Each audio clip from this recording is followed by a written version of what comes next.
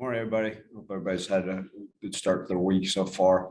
Obviously, the thrill of Saturday was there and appreciate it. Again, like I said, I did have the opportunity to thank so many of our wonderful fans that were in attendance. That was absolutely awesome. And proud of the way our guys played, right? I'd use the term perseverance when talking to you guys Saturday evening and still believe that way. But a lot of things that we need to work on and correct in order to move forward. Full understanding that our focus is 100% focused on a great UTSA team. They're 3-0. They're 10th in the country in defense, and they're averaging almost 40 points a game on offense. They had a preseason All-American running back, a preseason All-American punter. They play really hard. They went on the road and beat a Big Ten team.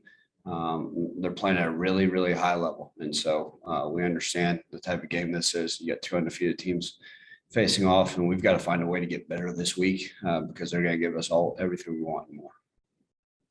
Frank and then Evan. Ryan, after getting a chance to look at the film from Mississippi State game, what are your initial thoughts after, kind of being able to dissect it? Yeah, some things to clean up. Like I said, I was pleased with the defense's effort. The air raid, they're not as much throw the ball down the field vertically as they are, kind of dink and dunk and find ways to have ball control that way. But I thought our guys, they tackled as well as I've seen them, in space. And that's one of those things we knew we had to do. We knew they were going to throw a lot of passes to the backs and some intermediate concepts. We also have to continue to make plays on the ball. Same thing I said versus Arkansas State. We were in position sometimes, but we've got to do a better job making plays on the ball. Special teams, I was pleased, obviously, with our hands team. I think that's something, anytime a team has the opportunity to have multiple onside kick opportunities, to be able to come away with the ball. I was pleased with that. Things we continue to correct with that.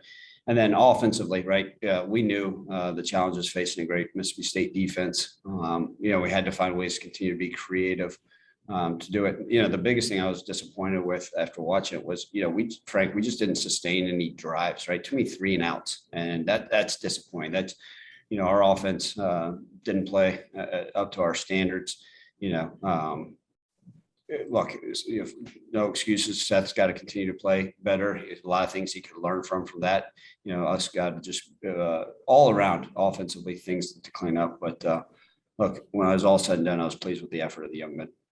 And I want to ask, this was the first time Seth threw an interception. How did you see him handle that after throwing the first interception of his career? Yeah, I talked to the team about it yesterday, Frank. So you think about the series of events, okay? We go, Seth throws his first interception and then goes and makes that tackle. If he doesn't make that tackle, we may be having a different conversation here today, right? He goes and makes that tackle to prevent them from running a pick 6 back. And our defense holds them, right, all the way to a 4th down stop on the 2-yard line. And then we turn around back and then put together a 13-play, 98-yard drive. So I think Seth handled just fine. I mean, that's the type of young man he is, right? Kudos to our defense. I mean, that to be able to stop them and come away in the tight zone and then stop them on the 2-yard line on 4th down. And then for our offense to go out and put together a 98-yard, 13-play drive. I think it shows that Seth was able to, okay, it's part of football. How do I respond? Appreciate you. Yes, sir. Thank you. Evan and then Clayton. Kind of. Hi, Ryan. Sorry. Kind of going off of that.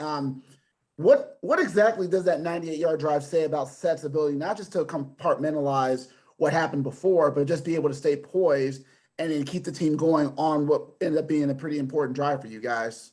Yeah, I think, Evan, you just used the word poise. I think that's exactly right. I mean, here's a young man, an 18-year-old that just threw his first pick and probably the biggest game of his career, definitely versus the best defense he's seen in his life.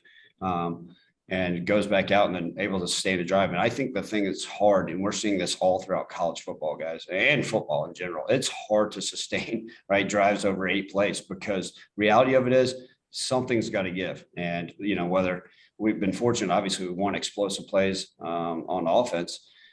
But to be able to sit there and sustain a long drive like that at 98 yards and put together plays of, run and pass, that speaks volumes of his execution, his understanding, and his demeanor to say, okay, take a deep breath.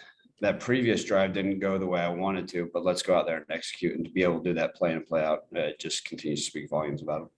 And then you mentioned UTSA's defense being 10th nationally. I believe also they're tied with you guys as far as being 19th in run defense.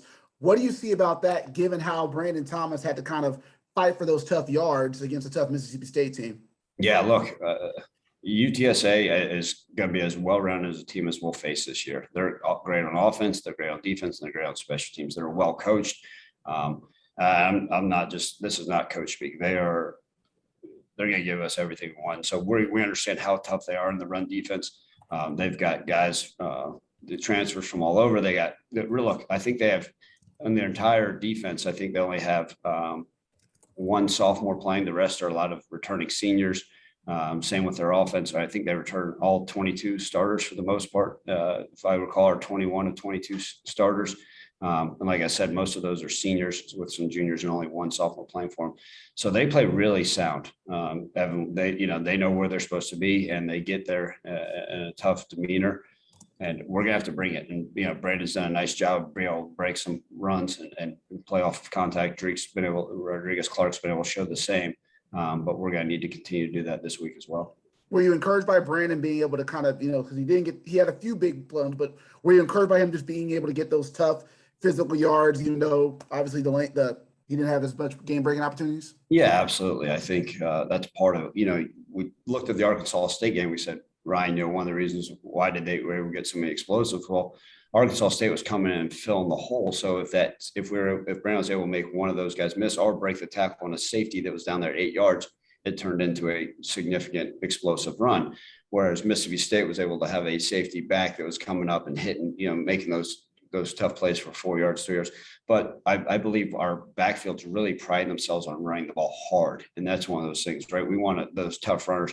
Look, I love Darrell Henderson. I loved his explosiveness and speed, but and look, Brandon and all of our running backs have speed, but I think they're built a little bit different, and they like trying to plow that rock, and they don't mind running through those A gaps. Thank you. Clayton and then Terry. Hey, Ryan, I know you're on the UTSA right now, but now that you've had a little time to look back and kind of take in the impact there, what do you think the impact of this win was for the Tigers? Another home win against the P5 team. Yeah, Clayton, like I said, pregame, I try not to treat any game any different, and that's the reality. But I understood the ramifications of what this meant for our city. I truly do, right? That win was for the fans, that was for our great community, for the people that take a lot of pride in saying, hey, we went out and beat an SEC school. It helps in recruiting. Sure. All those things. We had a great stadium full of people. Now, hopefully that encourages them to continue to show back up and show up for the UTSA game. But I think, what it did was it put more of a national spotlight on things, right? Because guess what? Every game in our conference is going to be tough, and every one's going to be just as important as the next. So, but when you look back at it, I think it's something that, after the season, we can say, okay, take a deep breath. Wow, that was good. That was good for our program. But, in the midst of the season, you truly, you wake up just like you do every Sunday morning, say, okay, I got to hurry up and get ready for UTSA. But look, I think we all understand how great that was, especially for our city. And just in terms of keeping the home winning streak alive for you guys, what is it about the Liberty Bowl that has given you so much success, especially against, some solid teams over the past few years in non-conference? Yeah, Clayton, that same question was asked, post game. And I just think look, man, we got awesome fans and they love it. And I think part of it is our belief, and not to steal the Grizzlies deal, but we believe in Memphis versus everybody. And I think having that chip on our shoulder, and when we're at home, we kind of feel like we've got that shield on our back, and we're willing to take on anybody. And I think that's the mindset, and that never back down attitude, right? The score hadn't always been the way we wanted, especially in my 2 years at the helm, right? But what the guys have shown is grit and fight, and being able to do that at home, that's what I'm most proud of, because I think they sit there and they say, okay, we got this. And sometimes when you're in a foreign environment, it's a little bit more difficult to do that. And like I said, we love playing Liberty Bowl. If we could talk to some of our away opponents and just continue to play games there, that'd be great. How you doing, Coach? Good. How are you, Terry? I don't know who you made a deal with to keep your rain away before the game ended. I'm glad you did. And two is, did you lose anybody in the game, and can we expect anybody back who hadn't played or maybe coming back for this weekend? Yeah, we didn't lose anybody right now. Obviously, like a lot of things week to week, and as the season goes on, there's some guys that we got to keep a watch file on during practice. We're going to continue to monitor, right? David Kemp, our kicker. Obviously Joe Dole's done a nice job banging that field goal. Man, that was big time. And then, we'll see where Morris Joseph is this week. You guys know we're off today, and tomorrow will be a good tell to see, how his health is, and see if he's ready to go. Mark? Hey, Ryan, sorry, for some reason my video is not working today. Wanted to ask you a little bit about the defense. Obviously, the plan was to, play a lot of zone, and you were rushing 3 a lot. The way you guys closed that game with, you had 5 stops in a row there, starting with that goal line stand. Did you hit upon anything you think that will transfer over the rest of the season, or was this kind of more of a plan that was more tailored to what Mississippi State does? That's a good question, Mark. I think it's a combination of both, right? There were times, we'd rush 3, and then times we'd rush 5 and played some more zone stuff based off of that type of offense, and then we know that UTSA is going to be a different type of offense and vice. So I think every week we got to come up with a decisive plan. But I think one of the things that, if you go back and watch the game that not many people noted, if you looked at, with that 3 down front, we're so traditionally used to playing guys in what I call a 4-eye technique, inside shade of the tackles. And instead we put some of those guys in 5 techniques, and you saw guys like Jalil Clements, who you hadn't seen really much of the season, right? With his hand in the ground, rushing off that edge, guys like Jalen Allen, even Cole Mashburn. And very rarely, you think of those guys as our stand-up outside backs, but we were able to put their hand in the ground and try to get some speed, and try to get a little bit of pressure from that 3-man rush. So Mark, I think it's going to be, game plan based out. Now UTSA runs some more 12 personnel stuff, and their tight ends are 270-pound guys. So, I don't know if it's who of us to get, some of our lighter bodies out there cranked, but obviously we're not going to give away our game plan. But I think week in and week out, we got to be decisive of what we want to do. And obviously Coach McIntyre and his staff do a fantastic job with that.